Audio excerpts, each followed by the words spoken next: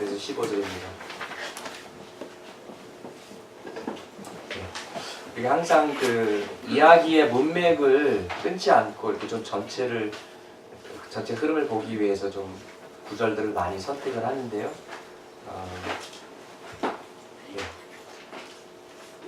다 이유가 있구나라고 생각하시고 짜증내지 마시고 같이 길더라도 교독했으면 좋겠습니다. 창세기 4장 1절 제가 먼저 교독합니다.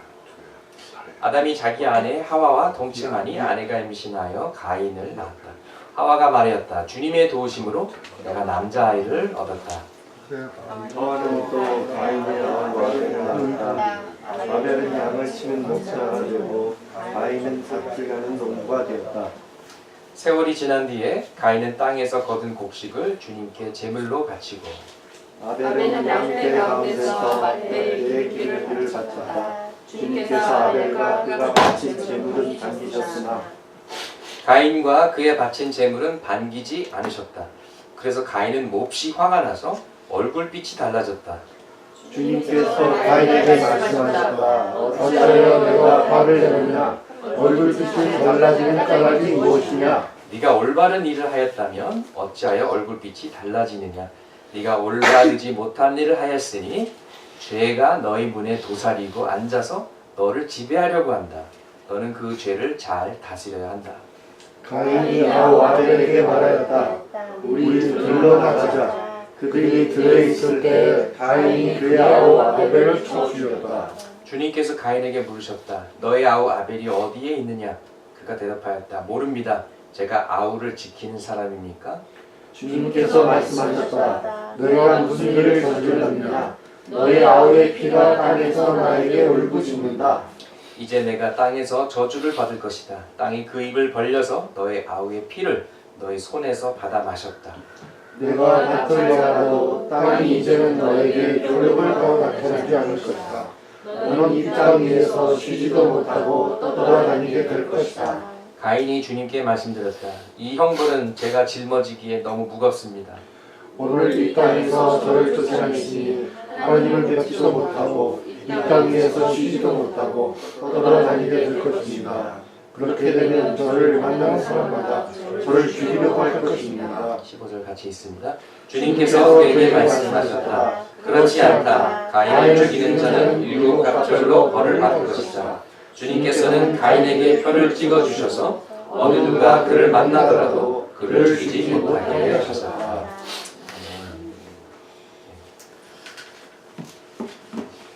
우리가 지난주에 창세기 3장 15절 말씀을 보았습니다. 신약에서는 복음이 요한복음 3장 16절로 요약이 되어 있다면 구약에서는 창세기 3장 15절에 어떻게 보면은 성경의 첫 번째 복음이 담겨져 있습니다. 그래서 여자의 후손에서부터 메시아가 날 것이다. 그래서 사단의 머리를 칠 것이다. 십자가의 승리로 죽음과 죄를 이기신 것을 예언하셨습니다. 이런 메시아의 예언을 받았기 때문에, 이를 약속을 받았기 때문에 아마 아담과 하와는 그 시점부터 메시아를 아마 기다렸을 것입니다. 그리고 그 시점부터 여자의 후손과 사단의 후손이 이제 원수지간이 되어서 영적인 전쟁이 시작이 된 것이죠. 한쪽은 하나님을 섬기는 백성이 있고요. 또 반대쪽에는 하나님과 싸우는 백성이 있습니다. 한쪽은 하나님의 백성이고 다른 한쪽은 좀 무시무시하게 들리지만은 사단의 어두움의 그런 백성들이죠. 그래서 아담과 하와는 아기가 태어날 때마다 아마 그런 기도가 있었을 것이에요. 혹시 이 아이가 메시아가 아닐까요? 이 아이가 이 세상을 구원하려 오르는 구세주가 아닐까요? 아니면 구세주의 아버지나 할아버지가 될까요? 할머니가 될까요? 그러면서 가인과 아벨이 등장합니다. 물론 아담과 하와는 다른 아들, 딸들도 많이 낳았습니다. 그런데 많이 낳았지만은 3명밖에 이름이 올라가지 않아요. 가인, 아벨, 셋. 그런데 이 하이라이트, 이 초점이 가인과 아벨 그리고 셋의 맞춰져 있습니다. 얼마나 많이 나는지는 우리는 알 수 없습니다. 요한 웨슬리와 찰스 웨슬리의 어머니 된 수잔 웨슬리는 본인도 25명의 형제 자매 중에 한 사람이었어요. 근데 본인도 19명의 자녀들을 낳았습니다. 우리 21세기 사는 저희들은 끔찍하죠. 상상하기 힘든 그런 숫자인데 19명, 그러니까 완전히 유치원 하나 차린 거죠. 근데 그 와중에서도 시간을 내서 한 명씩 이렇게 무릎에 앉히고 신앙을 가르치는 거예요. 캐테키즘 같은 거를 달달 외우게 하고, 그래서 정말 영국의 부흥을 일으키고 또 감리교를 창립한 요한 웨슬리 같은, 그리고 정말 수천 곡의 찬송가를 쓴 찰스 웨슬리 같은 사람. 오늘 우리가 이따 부를 Dr. Hell of Angels Sing, 그 찬송도 이분이 쓴 찬송이에요. 만입에 내게 있어도 그 찬송을 쓰신 분이신데, 하와는 인류의 첫 여성으로서, 인류의 어머니로서 많은 자녀들을 낳았을 것입니다. 근데 저는 이제 어려서 창세기를 읽을 때 그냥 아담, 하와, 가인, 아벨, 달랑 4식구인 줄 알았어요. 근데 가인이 아벨을 죽었는데 갑자기 가인이 저 두려워요.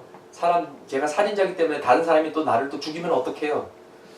그래가지고 좀 놀랐죠. 무슨 사람? 근데 성경에는 이름이 나와 있지 않고 그냥 다른 사람들이 있었다는 것을, 존재하고 있다는 것을 말해주고 있습니다. 그런데 가인과 아벨만, 두 사람만 지금 하이라이트가 된 것이죠. 왜냐하면 이 두 사람이 제가 말씀드렸던 하나님의 백성, 그 다음에 사단의 후손, 하나님과 싸우는 백성, 이 두 그룹을 대표하기 때문에 그렇습니다. 그래서 여자의 후손과 사단의 후손이 계속 싸우고 있는데 가인과 아벨이 그런 관계인 것이죠. 이 두 사람은 서로 다른 직업을 가졌습니다. 가인은 농사를 지었고 아벨은 동물들을, 양들을 키우고 그랬죠. 그러나 둘 다 하나님께 예배를 드렸습니다. 또 제사를 드리는 모습이 나옵니다. 이 두 사람은 둘 다 오늘말로 표현하자면 모태신앙이었어요. 태어나자마자 하나님에 대해서 배웠고 알았고 신앙교육을 받았습니다. 그리고 본인들도 어느 순간부터는 스스로 하나님을 알게 되었습니다. 여기서 가인과 아벨은 하나님의 존재를 믿었습니다. 아니, 믿은 것뿐만 아니라 하나님이 누구신지 알았던 것이죠. 그러나 가인과 아벨이 둘 다 하나님을 신뢰하고 따르지는 않았다는 것을 우리가 알 수 있습니다. 여러분, 마귀 사탄도 하나님의 존재를 믿습니다. 그러나 마귀 사탄이 하나님을 순종하고 따르지는 않습니다. 오히려 사탄의 믿음이 무신론자의 믿음보다 더 좋습니다. 왜냐하면 적어도 하나님의 존재는 믿기 때문에. 그러나 그 믿음이 구원하는 믿음은 아닙니다. 하나님에게 내 인생을 맡기는 신뢰의 믿음은 아닌 것입니다. 그래서 야고보서 2장 19절에는 이렇게 기록되어 있습니다. 그대는 하나님께서 한 분이심을 믿고 있습니다. 잘하는 일입니다. 그런데 귀신들도 그렇게 믿고 떱니다. 귀신들한테 예수님의 이름으로 물러가라 그러면은 예수님이 누구야? 그러지 않아요. 알아요. 예수님의 존재를 알아요. 그렇지만 예수님을 따르는 건 아니에요. 그래서 가인과 아벨의 믿음을 살펴봤을 때 가인은 하나님과 막 대화도 하잖아요. 하나님의 존재를 믿는 것뿐만 아니라 하나님의 존재를 만나잖아요. 그렇지만 하나님께 내 목숨을 바치고 인생을 드리고 사랑하고 순종하고 따르는 그런 관계는 아니었다라는 것입니다. 우리가 말씀을 통해서 하나님은 공의의 하나님이시고 사랑과 은혜의 하나님인 것을 봅니다. 창세기 3장에서도 보고요. 창세기 오늘 본문 4장에서도 봅니다. 물론 하나님은 공의의 하나님이시기 때문에 죄를 그냥 놔두시지 않으세요. 반드시 벌하시고 심판하십니다. 그냥 넘어가지 않으세요. 그렇지만 동시에 은혜와 사랑을 베푸시는 것을 볼 수가 있습니다. 에덴 동산에서 아담과 하와가 죄를 지어서 내쫓으십니다. 심판하십니다. 벌을 주십니다. 그렇지만 나뭇잎으로 옷을 만들어서 있는 그런 그 정말 처량한 그 모습을 보시고 가죽옷을 직접 만들어서 주시는 또 이 배려와 또 긍휼을 우리가 볼 수가 있습니다. 오늘도 본문에서 가인은 살인자가 됩니다. 그런데 자신도 살인당할까봐 막 두려워하니까 그렇게 못하도록 하나님께서 가인을 보호해 주세요. 어떤 증표를 주시고 보호막을 치셔가지고 가인이 살인당하지 않게. 그래서 가인을 벌하시지만 또 긍휼을 베풀어 주시고 또 은혜를 베푸시는 그 모습을 볼 수가 있습니다.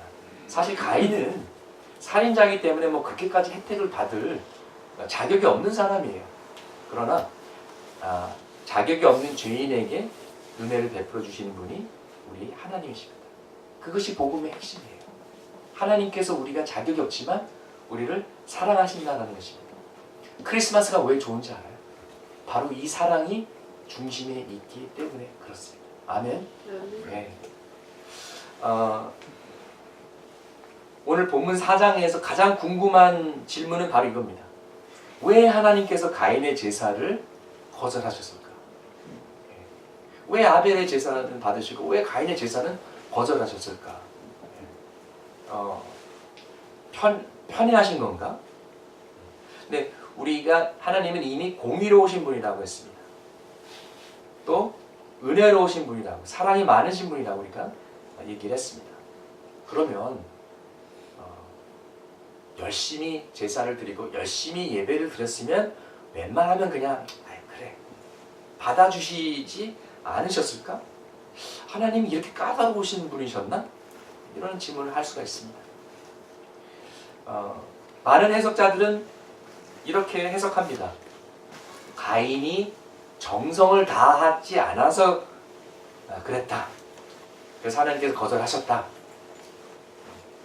그리고 이제 적용할 때 가인이 최선을 다하기 때문에 제사를 거절받았으니까 여러분들 예배 드릴 때는 열심히 예배 드려야 됩니다. 저도 그렇게 배우고 그렇게 듣고 자랐어요. 교회에서. 근데 저는 그렇게 생각하지 않습니다. 잘못된 해석이라고 봅니다. 근데 이 해석은 지성이면 감천이다. 정성이 직하면 하늘도 감동한다. 근데 사실 우리가 믿는 복음의 길과는 좀 다른 길이죠. 여러분, 우리의 기도는 더 열심히 해서 응답받는 것이 아니라 바르게 해서 응답받는 줄 믿습니다. 우리가 예수님의 이름으로 기도하고 하나님께서 긍휼을 베풀어 주셔서 응답하시는 거지, 내가 무슨 기도빨이 막 세가지고 내가 막 졸렸는데도 막 밤새면서 철야 기도를 해가지고 하나님 그런 게 아니라는 것이죠. 예배는 더 열심히 해서 상달되는 것이 아니라 바른 자세, 우리가 올바른 하나님, 이단이 아니라 타종교가 아니라 올바른 하나님을 믿고 진리를 믿고 신령과 진정으로 예배를 드렸을 때 그 예배가 하나님께 상달되는 줄 믿습니다. 바른 자세와 바른 마음으로 드려야만 되는 것이고요. 또 올바른 하나님께 드려야만 되는 것입니다. 하나님의 말씀이 있어야 됩니다. 여러분, 이단에서 예배를 드리면은 솔직히 이단은요 우리보다 더 열심히 해요. 더 뜨거워요. 근데 그 예배가 상달되는 것이 아닙니다. 아무리 열심히 예배를 드려도 소용이 없습니다. 불교에 가서 아무리 열심히 기도해도 소용이 없는 거예요. 아무리 막 두들기고 1000번을 기도해도 소용이 없는 것입니다. 바르게 해야 되는 것입니다. 그래서 우리가 진리 안에서 예배드리고 기도하는 것이 중요합니다. 저는 가인이 아무리 가인이라도 대충 어떤 성격인지 아시겠죠? 아무리 가인이라도 소홀히 예배를 드리고 제사를 드렸다고 생각하지 않습니다. 그냥 곡식 좀 몇 개 가져다가 그냥 툭 던지고 하나님 뭐 드세요. 그거는 몰상식한 거, 그거는 상식에 벗어난 거거든요. 정성이 부족했다고 생각하지 않습니다. 아마 가인도 나름대로 정성껏 예배를 드렸을 것입니다. 그런데 안 받아주셨거든요. 그래서 삐진 거예요. 가인의 입장에서는 화날 이유가 있는, 정당한 이유가 있는 거예요. 만약에 자기가 열심히 제사 드리지 않고 대충 예배 드렸는데 하나님께서 안 받아주셨으면은 그래 내가 좀 소홀히 했어. 죄송합니다. 다음에는 좀 더 열심히 잘할게요. 그랬을 텐데 가인이 막 화를 냈단 말이에요. 왜? 정성껏 드렸는데 제 제사는 받고 내 제사는 안 받아? 완전히 삐진 거예요. 화가 난 거예요. 그래서 하나님께서 이렇게 6절에 물어보시지 않습니까? 어찌하여 화를 내느냐? 만약 본인이 정성껏 안 했더라면 찌르는 바가 있어서 화를 안 낼 텐데 정성껏 했기 때문에 화를 내는 것이라는 것이죠. 그래서 7절에 네가 올바른 일을 하였다면 제사를 받아들였을 것이다. 네가 올바르지 못한 일을 했다고 말씀하십니다. 너의 정성이 부족한 것이 아니라 네가 바르게 하지 않았다. If you do what is right, will you not be accepted? 그래서 뭔가가 something wrong이라는 것이죠. 잘못되었다라는 것입니다. 하나님은요 이미 구원의 방법을 정하셨습니다. 그래서 창세기 3장 15절에 메시아를 보내기로 작정하신 거예요. 그래서 여자의 후손 중에서 메시아가 태어날 것이다. 그래서 성경에는 족보가 중요해요. 누가 낳고 잘 모를 때는 진짜 막 지루하잖아요. 뭐 이렇게 많아. 막 지루한, 지금 내 족보도 잘 모르는데 뭐 이스라엘의 어떤 이런 이 족보까지 내가 다 알아야 되나? 막 짜증나고 그러거든요. 근데 이유가 있어요. 여자의 후손에서 메시아가 나온다고 하니까 계속 족보는요 사람을 찾는 과정이라고 보시면 돼요. 그래서 결국 그 족보에서 예수님이 탄생하신 거예요. 그래서 모세와 출애굽, 유월절, 율법을 받기 훨씬 전부터 어린 양을 제사로 드렸어요. 어린 양의 피로 우리의 죄가 사함을 받는 것을 하나님께서 가르쳐 주셨어요. 아브라함 때 이미 그랬어요. 그래서 양을 바치기도 하고 숫양을 바치기도 하고 그렇게 했습니다. 모세보다도 벌써 500여 년 전이죠. 그런데 그 아브라함 때뿐만이 아니라 아브라함 때 갑자기 그걸 깨달은 것이 아니라 이미 아담과 하와 때 하나님께서 알려주셨다고 생각합니다. 히브리서 말씀에 이런 말씀이 있습니다. 그 성전에 이제 그 거룩한 물건들을 이렇게 성별했을 때, 따로 구별할 때, 그 피를 뿌리라고 명령을 하십니다. 그래서 히브리서 9장 22절에 보면 율법에 따르면 거의 모든 것이 피로 깨끗해집니다. 정화되는 것이죠. 그리고 피를 흘림이 없이는 죄를 사함이 이루어지지 않습니다. 피 흘림이 없이는 용서가 없다라는 말씀이에요. 죄의 결과는 죽음입니다. 그래서 죄값은 생명이에요. 생명이 희생돼야만 되는 것이죠. 그래서 죄 사함을 받으려면 생명을 바쳐야 돼요. 피 흘림이 있어야 돼요. 그래서 우리의 용서와 구원은 예수 그리스도의 보혈로 이루어진 것입니다. 십자가 희생이 있었던 것이죠. 그래서 예수님을 하나님의 어린 양이라고 부르는 것이에요. 그래서 하나님께서 예배하는 방법을 가르쳐 주셨어요. 하나님께 나아가는 방법은 이 길이라고 딱 정해 주셨어요. 그냥 우리의 기분 따라 하는 것이 아니라 하나님이 가르쳐 주신 정하신 방법대로 하는 것입니다. 하나님께서 죄인은 그 모습 그대로 나에게 나올 수 없다. 그래서 피 흘림 없이는 나올 수 없다. 어린 양의 제사 없이는 나올 수 없다. 이렇게 방법으로 정하신 것이죠. 그리고 아벨은 그렇게 해서 하나님께 나아갔어요. 어린 양을 바치고 피 흘림의 제사를 통해서 나아가면서 장차 오실 하나님의 어린 양 메시아가 오시면은 그분의 보혈로 우리가 죄사함을 받고 구원을 받을 것을 아마 기대하면서 그래서 하나님의 백성의 길을 갔습니다. 근데 가인은 이것을 아마도 알았을 텐데 그냥 개무시하고 자기 스타일, 자기 방법, 자기가 편한 대로 제사를 드린 거예요. 여러분, 우리가 남편을 사랑하고 아내를 사랑하고 부모님을 사랑하고 아들과 딸을 사랑할 때 어떤 것이 진정한 사랑일까요? 내가 편한 스타일로 사랑하는 것이 전달이 될까요? 아니면 그 사람이 느끼는 사랑의 언어로 사랑하는 것이 전달이 될까요? 당연히 후자죠. 아들은 엄마 아빠 나랑 시간 좀 보내줘, 그게 나한테 사랑이야 그러는데 엄마 아빠가 바쁘니까 내가 돈 줄게, 바쁘니까 선물 줄게.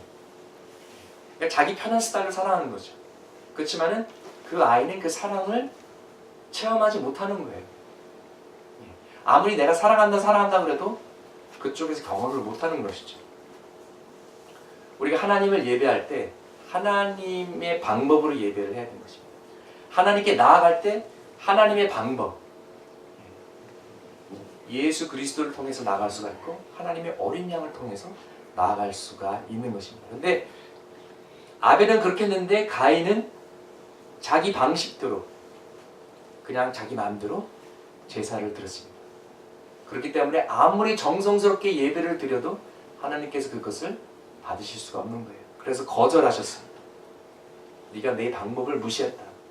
내가 요구하는 것을 네가 무시했다. 그래서 이 아벨의 길이 있고 가인의 길이 있는데요. 아벨의 길은 결국 기독교예요. 그리고 가인의 길은 종교예요. 기독교는 하나님이 위에서 아래로 내려오시는 거고요. 종교는 인간이 아래에서 위로 올라가는 거예요. 사닥다리를 만들어서 올라가는 거고요. 바벨탑을 쌓는 거예요. 이 두 가지 흐름이 있는 것입니다. 하나는 하나님의 방법으로 하는 복음이고요. 또 다른 것은 내 마음대로 하는 내가 복음입니다. 인간의 노력입니다. 종교입니다. 철학입니다. 그리고 선행으로 내가 열심히 봉사하고 불우이웃을 돕고 그래서 천국 가려는, 구원받으려는 그런 것이죠. 그래서 뭐 1000번을 제사를 드리고, 아니 심지어 뭐 40일 새벽 기도를 나가고 100일 동안 새벽 기도를 하고 40일 동안 금식을 하고, 이런 것도 사실 잘못된 동기부여가 있을 수 있는 것입니다. 지성이면 감천이라고요? 그것은 복음이 아니에요. 근데 그런 생각을 가지고 있으면은, 그러다가 기도 응답을 못 받으면 가인처럼 화내는 거죠. 삐지는 거죠. 아이 하나님, 내가 30년 40년 동안 하나님을 믿었는데, 하나님 내가 40일 새벽기도 특세 내가 하루도 빠지지 않고 참석했는데 왜 기도 응답 안 해주십니까? 최근에 제가 이제 기도 제목을 받았어요. 어떤 지인을, 어떤 분한테. 근데 그분의 이제 사실 친척이죠. 최근에 뭐 유튜브에서도 설교 동영상을 열심히 봤대요. 성경도 읽기 시작했대요. 그런데 막 사업이 막 잘 안 되고 막 관계도 막 꼬이고 막, 그러니까 하나님이 막 없다고. 하나님이 계시다면 왜 나한테 이런 고통을 주시냐고. 그리고 자살 기도를 한 거예요.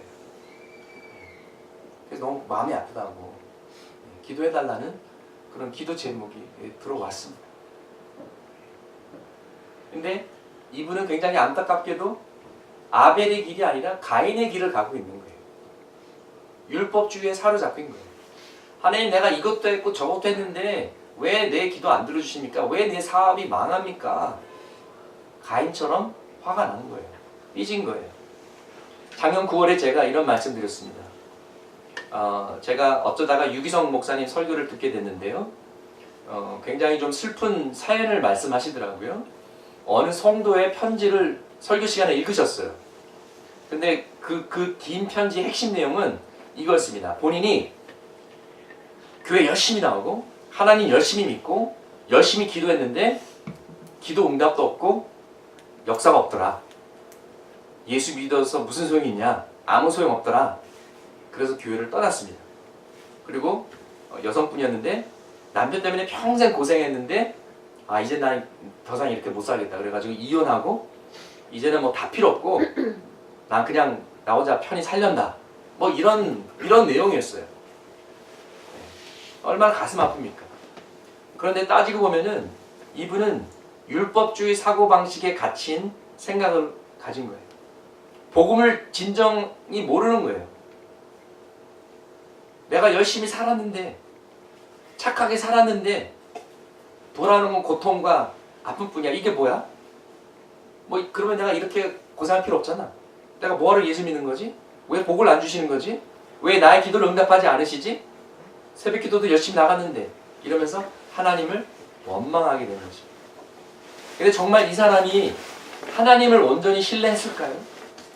참된 신앙을 가졌을까요? 아니라고 봅니다. 가인처럼 사단처럼 하나님의 존재는 믿지만 하나님과 대화까지도 나눴지만 자신의 삶을 온전히 드리지 못했습니다.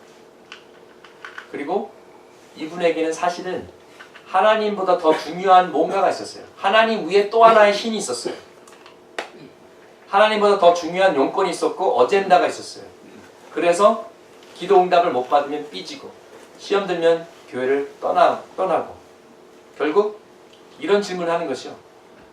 What's in it for me? 이런 이기적인 동기로 교회에 나갔던 거죠. 이것이 기복신앙이고요. 이것이 가짜신앙입니다. 하나님만을 믿어야 되는데 하나님 플러스 이거, 하나님 플러스 저거를 믿는 것이에요. 그러나 다니엘서에 나오는 사드락, 메삭, 아벳느고는 우리는 하나님께서 이 용광로로 던져되는 이 상황에서 우리를 구원해 줄 것을 믿습니다. 그러나 그것도 하나님 마음입니다. 그분께 달려 있습니다. 그분이 하시든 마시든 우리는 그분의 결정과 판단을 절대적으로 믿습니다. 우리가 믿는 것은 어떤 결과가 아니라 하나님입니다. 다른 것은 다 상대적이고 될 수도 있고 안 될 수도 있지만 하나님 한 분만은 절대적으로 신뢰합니다. 하나님 플러스 뭐가 아니라 오직 하나님만 믿는 것이죠. 하나님께서 우리를 구원하실 능력도 있으시고 그렇게 원하시고 그렇게 하실 겁니다. 그렇게 믿습니다. 그러나 그리 아니하실지라도 우리는 계속 하나님 믿을 것입니다. 우리가 그분 때문에 그분을 믿고 섬기고 사랑하는 것이지 다른 혜택이나 보너스 때문에 그분을 믿는 것이 아닙니다. 우리는 죽어도 그분의 품으로 가기 때문에 행복합니다. 이것이 진정한 사랑이자 예배입니다. 진짜 믿음은 이런 것입니다. 여러분은 어떠세요? 여러분은 누가 여러분을 사랑한다고 했을 때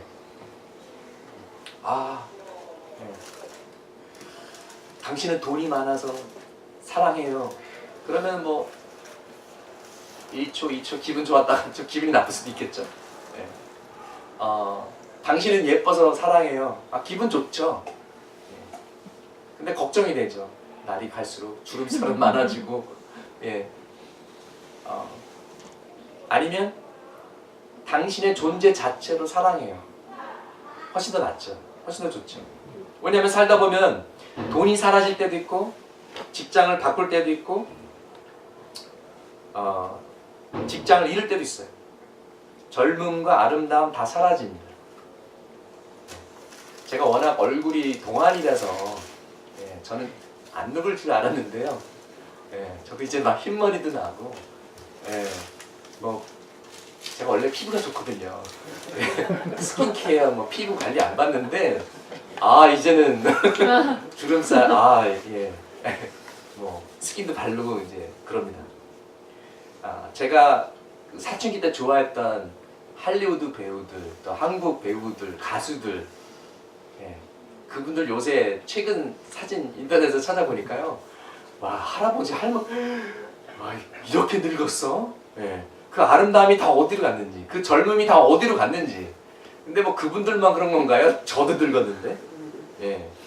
근데 이제 옛날에 잘 나가던 가수, 배우 이런 사진을 보면은 야 진짜 많이 늙었구나. 그때 진짜 막 짱이었는데 막 그때 막 예? 최고의 인기를 누렸었는데. 여러분 진짜 사랑은 껍데기나 가진 것 때문이 아니라 존재 자체를 사랑하는 것입니다. 하나님의 사랑이 그런 것이에요. 하나님 우리를 그렇게 사랑하시고 우리도 그렇게 사랑해야만 맞는 것입니다. 여러분 결혼 서약이 뭐죠? 나는 내 아내가 100kg을 넘지 않는 이상 사랑하고 섬기며 이런 거 아니잖아요. 그렇죠? 예. 결혼 서약이 이런 것이죠. 나 갑돌이는 그대 갑순이를 아내로 맞아 이제부터 평생토록 괴로우나 즐거우나 가난하거나 부하거나 병들거나 건강하거나 어떤 환경 중에서라도 그대를 귀중히 여기고 사랑하여 우리의 생이 다할 때까지 하나님의 명령을 따라 남편된 책임을 다하며 오늘의 이 약속을 지키기로 하나님 앞과 여러 증인들 앞에서 굳게 서약합니다. 아멘. 형제님들은 아멘 안 하시네요. 형제님들 아멘. 네. 이것이 진정한 사랑인 것입니다. 다시 가인과 아벨의 제사로 돌아갑니다. 나중에 성막이 생기고 성전이 생기고 제사를 드릴 때 물론 곡식도 제사를 바쳤어요. 가난한 사람은 비둘기도 바쳤습니다. 그렇지만 속죄의 날 얌키포에는 반드시 피 흘림의 제사가 있었습니다. 피 흘림 없이는 죄사함이 없다는 하나님의 원리 원칙 때문인 것이죠. 십자가 없이는 죄사함이 없는 것입니다. 그래서 7절 말씀에 네가 올바르지 못한 일을 하였으니 죄가 너의 문에 도사리고 앉아서 너를 지배하려고 한다. 너는 그 죄를 잘 다스려야 한다. 하나님께서 친절하게 경고해 주셨죠. 사랑하셨기 때문입니다. 유혹을 잘 이겨라. 많은 사람들은 종교를 통해서 죄를 잘 다스리고 무슨 뭐 마음 묵상을 통해서 마음을 잘 다스리고 근데 그것이 잘 되나요? 잘 안 되죠. 방법은 오직 하나입니다. 예수 믿고 새로 거듭나는 거예요. 나를 개조하려고 나를 변화시키려고 하는 것이 아니라 내가 완전히 죽고 새 사람으로 변화되는 거예요. 새로운 창조물이 돼야만 되는 것입니다. 성령의 능력으로 내가 남도 용서하고 사랑할 수 있는 것이죠. 여러분 한국 사회, 한국뿐만이겠습니까? 이 세상의 정치의 비리 어떻게 해결합니까? 저 사람 안 되겠다. 대통령 바꾸고 정치인들 바꾸고 투표하고 근데 결국 그놈이에요. 결국 해결은요 추상적인 답이 아니에요. 실질적인 답은 복음입니다. 예수를 믿고 거듭나서 정직하게 국민들을 위해서 땀 흘리는 거예요. 복음이 답이에요. 중국에서는 막 가짜 결혼도 만들잖아요. 가짜 와인도 먹고 뭐 가짜 감기약도 먹고 그래서 막 사람들 막 죽고 그러잖아요. 비리가 엄청나잖아요. 동남아시아는 다 그래요. 그걸 어떻게 해결하죠? 법을 1000개, 10,000개 만들어도 해결되지 않아요. 매뉴얼 만든다고 해결되지 않아요. 트레이닝 시킨다고 바뀌지 않아요. 예수 그리스도를 믿고 살아계신 거룩하신 하나님을 두려워하는 마음이 생기면 윤리적 도덕적인 삶을 살게 됩니다. 사람이 변하는 수밖에 없어요. 그리고 사람의 마음을 변할 수 있는 것은 복음의 능력, 십자가의 능력 외에는 아무것도 없습니다.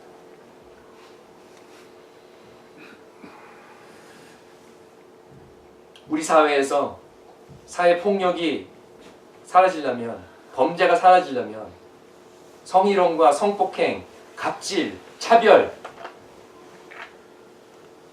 결국 복음이 답입니다. 그리고 다음 세대를 어려서부터 학교에서 성품교육, 인성교육을 시켜야 됩니다. 그냥 영어 가르치고 수학 가르치는 것만이 아니라 성품교육을 시켜야만 되는 것이죠. 예술도 가르쳐야 됩니다. 안 그러면 너무나 메말라요. 그리고 무엇보다도 복음을 전해서 삶의 변화가 있게 해야 되는 것입니다. 그래서 저는 복음만이 이 사회를 변화시킬 수 있다고 믿습니다. 기복신앙은 절대 이 사회를 바꿀 수가 없어요.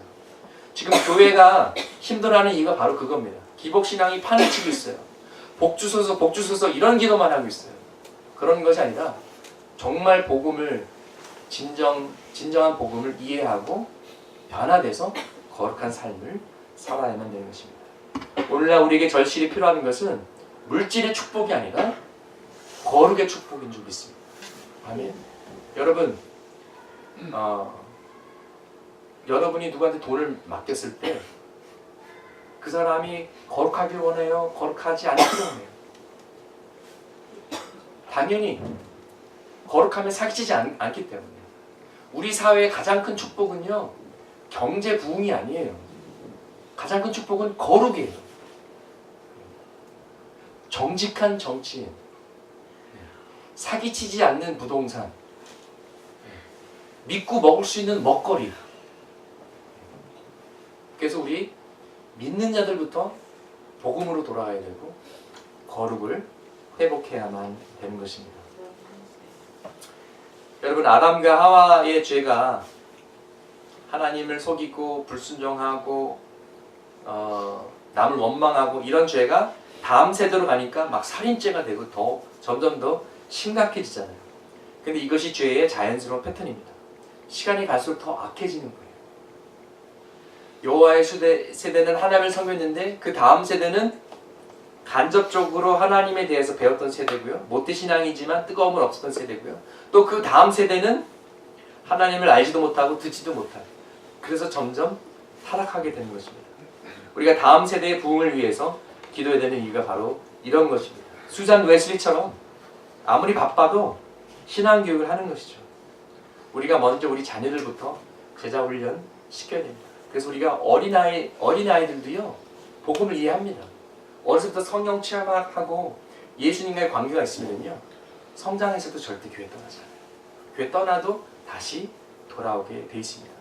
그래서 4-14 윈도우라는 게 있어요. 4살부터 14살 때가 가장 크리티컬하고 중요한 그런 시점입니다. 그때 신앙에 들어가야 돼요.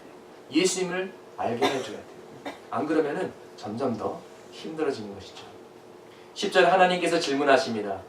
이 질문은 아담아 네가 어디 있느냐 라는 질문과 같은 취지의 질문이에요. 몰라서 하나님께서 물으시는 것이 아니라 회개의 기회를 주시는 거예요. 네가 무슨 일을 저질렀는지 아느냐? 다시 돌아와라. 근데 가인은 회개하기는커녕 자기 살 걱정만 하는 거죠. 철저하게 이기적이고요.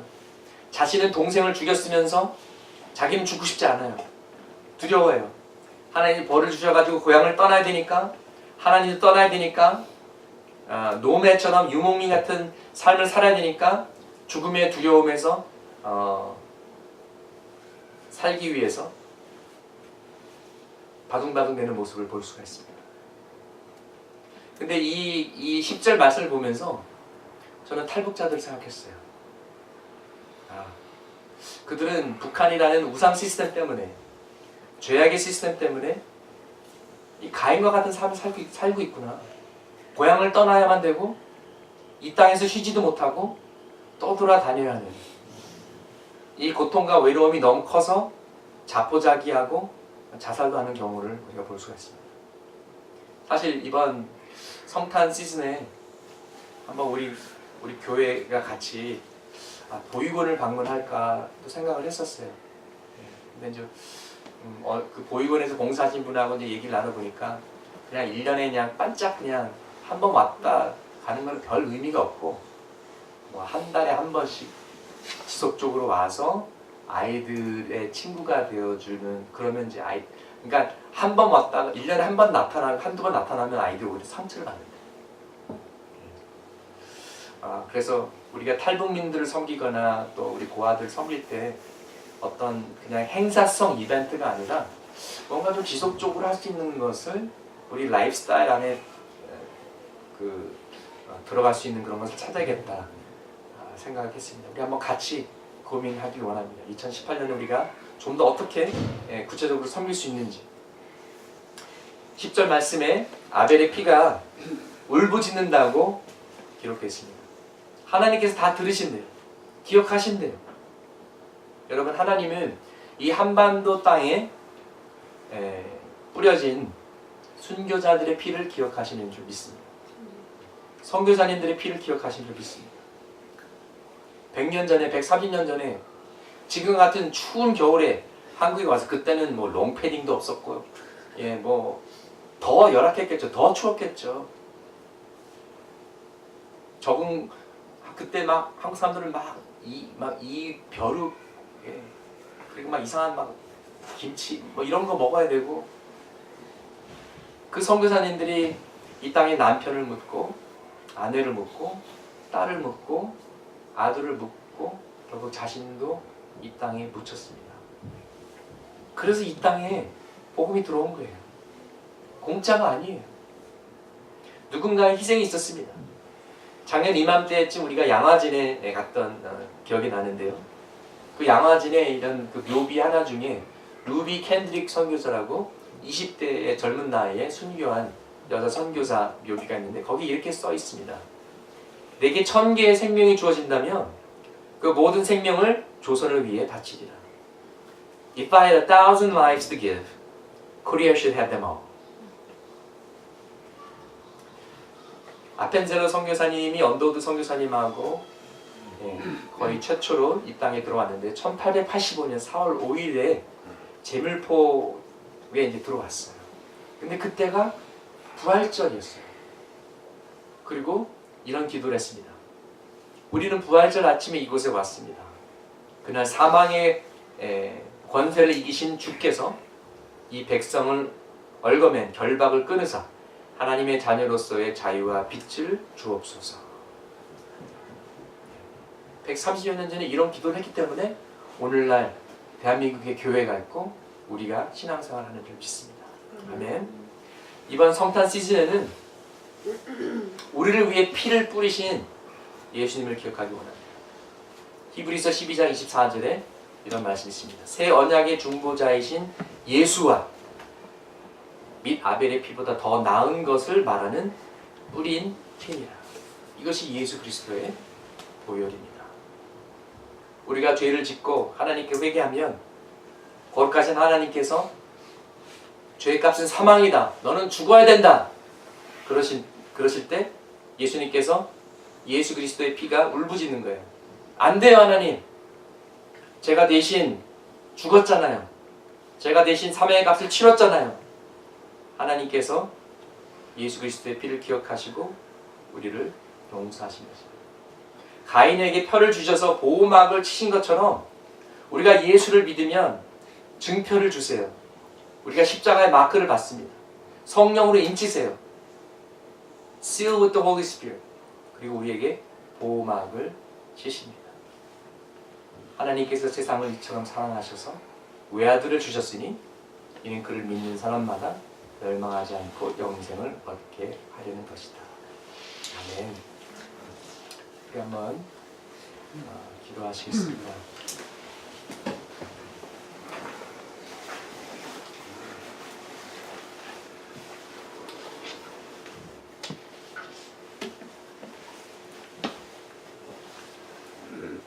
주님, 우리가 복음이 무엇인지, 진정한 믿음이 무엇인지 다시 한번 우리 생각하고 진정한 복음 앞에 우리 삶을 내어놓는 저희들 되게 도와주시옵소서. 주님, 크리스마스는 산타클로스에 관한 것이 아닙니다. 그냥 식구들이 모이는 그냥 기쁜 명절이 아닙니다.